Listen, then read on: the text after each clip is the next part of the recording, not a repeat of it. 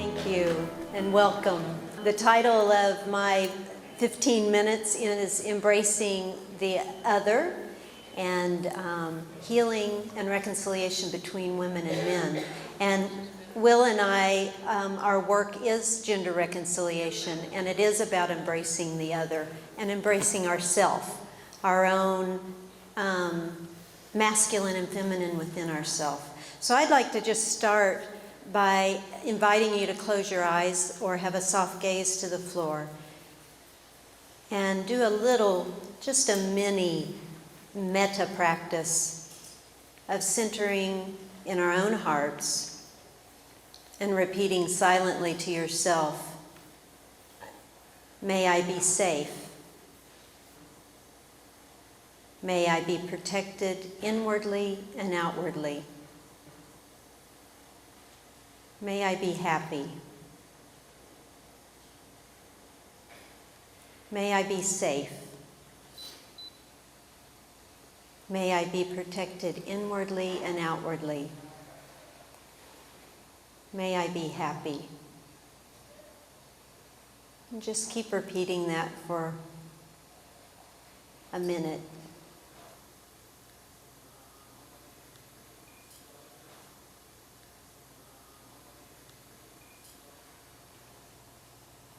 And now I'd like you to imagine someone in your life, maybe in your family, in the workplace, someone who you have some conflict or tension with, someone that maybe it's from the past, maybe it's very present in your life. Just imagine them in your mind's eye or in your heart center. If it's too hard to imagine them there, imagine them sitting somewhere in this room far away from you if needed. But then repeat, may they be safe. May they be protected inwardly and outwardly. May they be happy.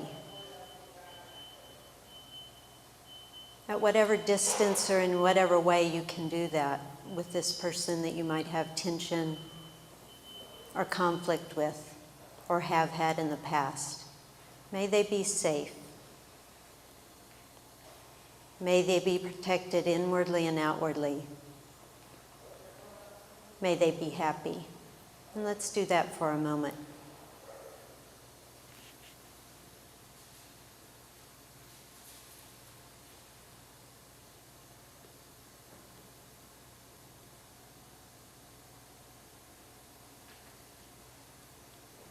And now bringing your attention back into your own heart. And as you're ready, you can open your eyes. To do this work of gender reconciliation, to do the embracing the other, we need to love ourselves, and we need to, I believe, practice in this kind of way to embrace the other in whatever form that is, even people we're in tension with. So how I came into this work with Will was I was born female. I came in as many of you are identified as women or were identified as girls, or you're identified as boys and men. That's how we were first born, and we were dressed in pink or blue, depending on our culture. We were put in certain categories that identified us, and immediately when we came into this world, we were put in that sense. So I'd like to just share a little bit of my own story of kind of a spiritual, it was a big spiritual crisis where I worked for a corporation. I had gotten both my degrees, one in journalism and one in wellness management, and I was offered a job working with my mentor who I had studied with, or studied about during my graduate program. And I was in the job only about 3 months, and I was going to travel with this mentor. He was the CEO, he was the chairman of the board of the corporation. He was my mentor. I had read about him. I was very excited about working under him and traveling with him. And then he sexually propositioned me. He basically said, Cynthia, I've enjoyed getting to know you over these last few months, and now it's time to take our relationship to a deeper, more intimate sexual level. I was a single mother, and I felt pushed in a corner.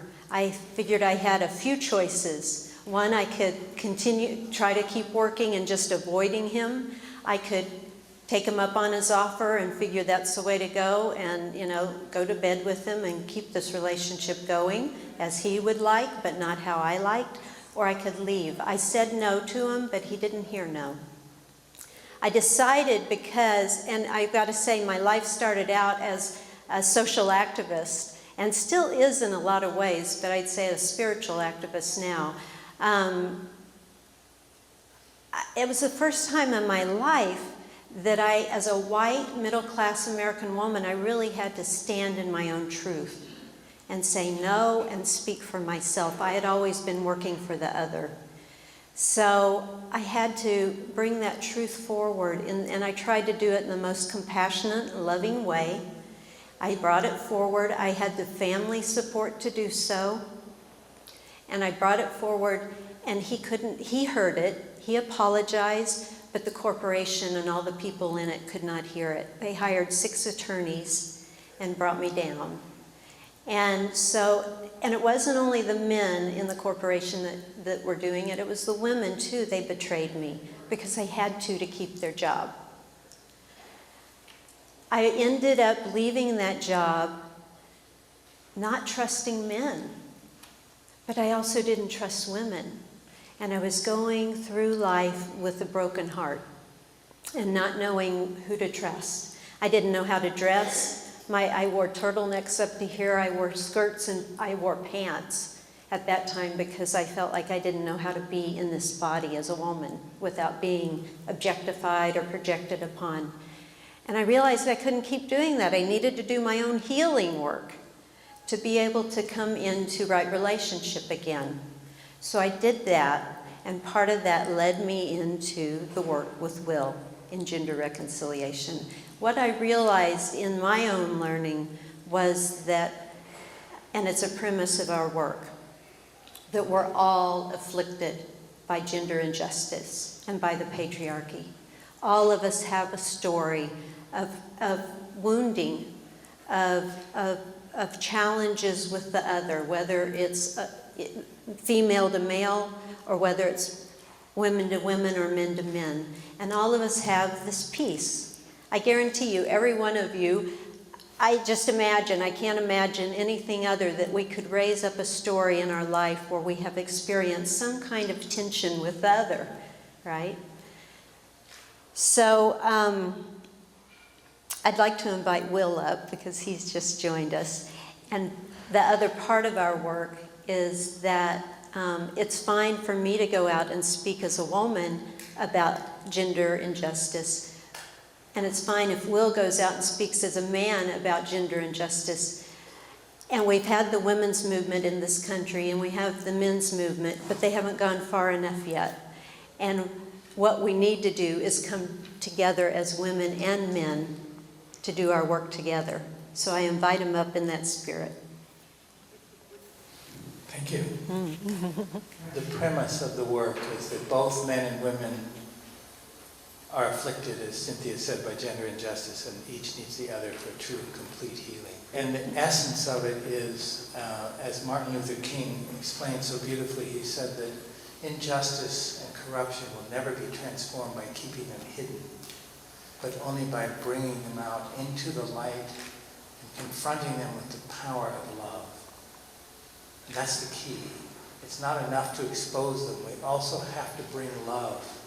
And love is that transformative power that will work through men and women and through any situation of unhealing and transform it. And our experience has been with ordinary men and women working in 8 countries across the globe, is there is an incredible yearning and a knowing in both men and women when they come to this work of a deep wound that needs attention and needs healing. And they're yearning for that opportunity to come together and do that work together.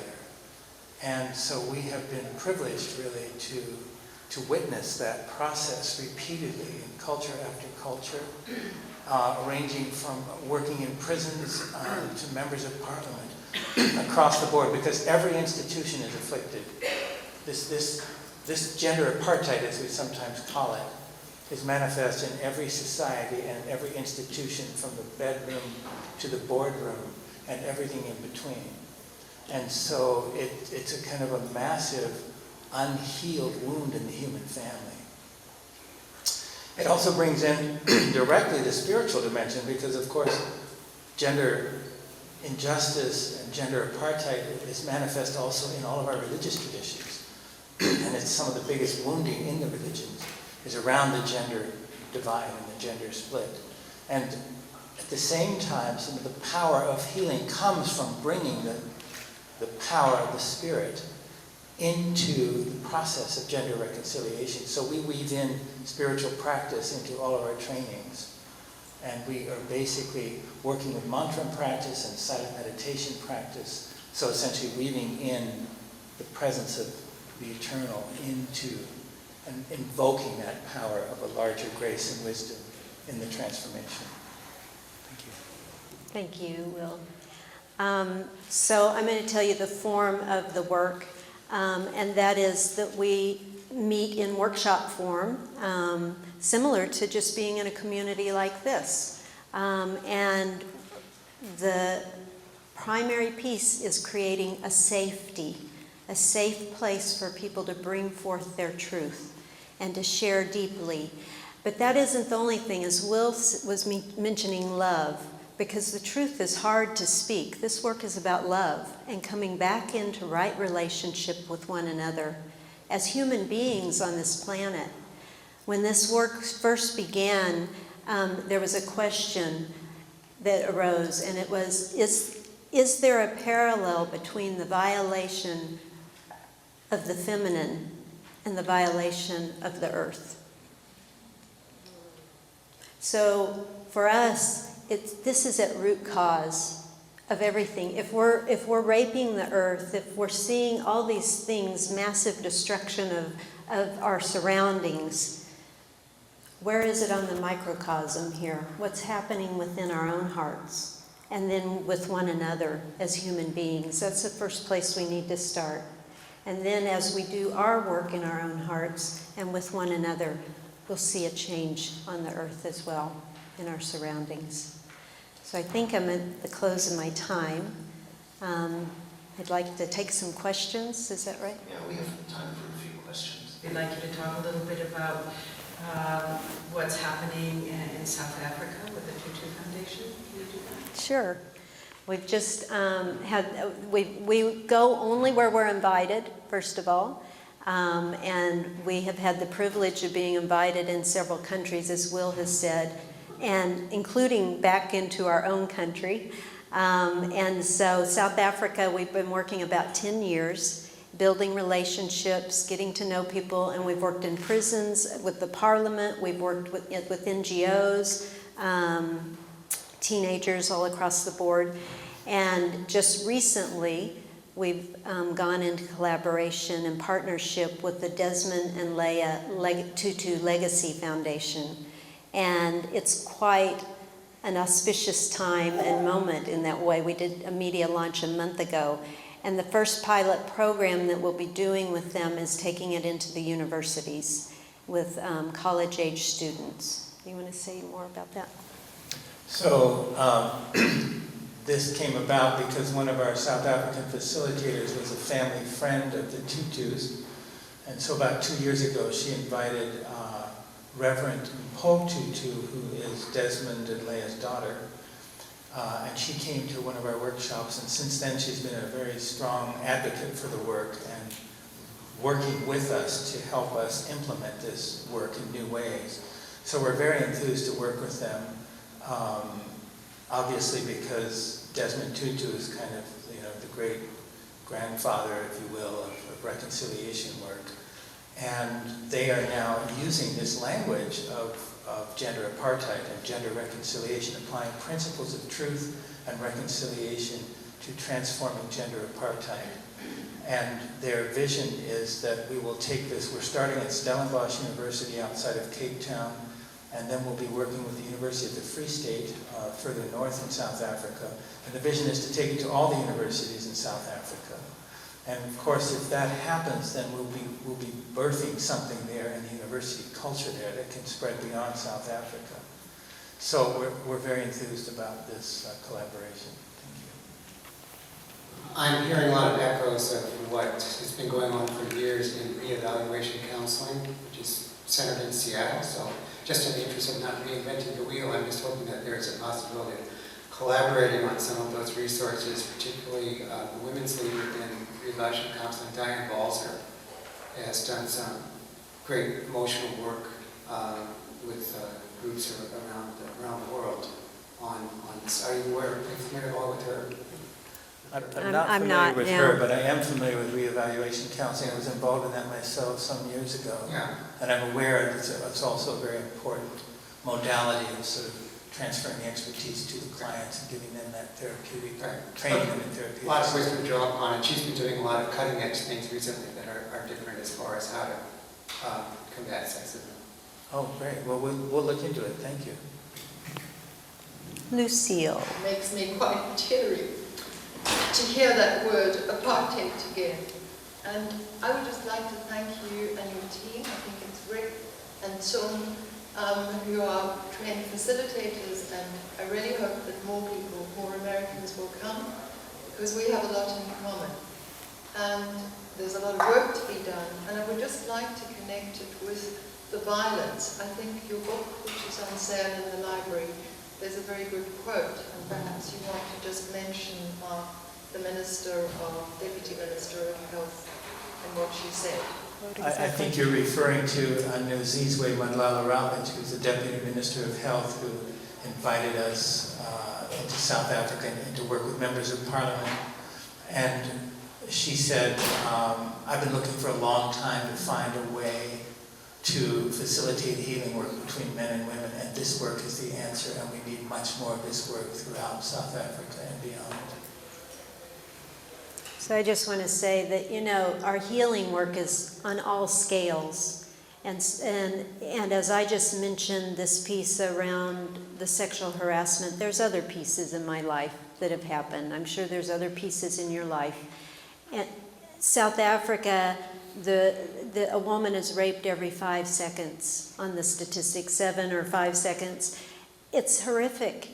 We have horrific things in this country that are happening. Domestic violence is on the rise, and we don't talk about it. We keep it quiet. As Will mentioned, in our spiritual and religious traditions, the patriarchy is living very well there, you know, but we don't talk about it. We come in and we talk about the shining aspects, the jewels of our traditions, which are so beautiful, but we can't move forward and evolve if we don't bring truth of our wounded hearts into the center and let them be spoken and heard and witnessed with compassion, with love, with respect, not with shame and blame. This work is not about shame and blame. It's about just being able to speak truth to our experience as men and women. And we're able to bring that forward and it be witnessed by the other and everyone in the room. Then we can truly move and evolve into a higher level, higher or a new level, let's say, of transcending where we are right now and evolving as spiritual beings, as people on this earth, and into new relationship with one another. And I'll just add that there's that old saying that God enters through a wound, and one might say that God enters more deeply through a deep wound.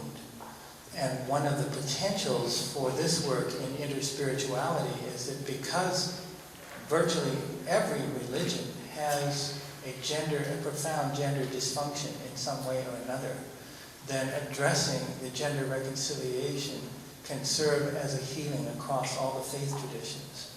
And that's something that we've begun to work in. We've done some of these trainings for religious leaders in South Africa, and it's been very powerful. and Po22 organized a training that we did last November. So we're actually planning to, once we get the universities going, we want to then take it also into the religious institutions, starting with the Anglican leadership in South Africa.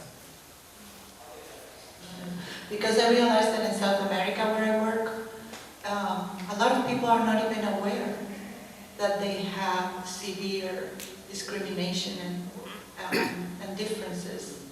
It's so ingrained in the culture. Patriarchy is so ingrained that women don't even notice. I didn't even notice before I came to America how I was living in my country, how I was understanding life from that perspective.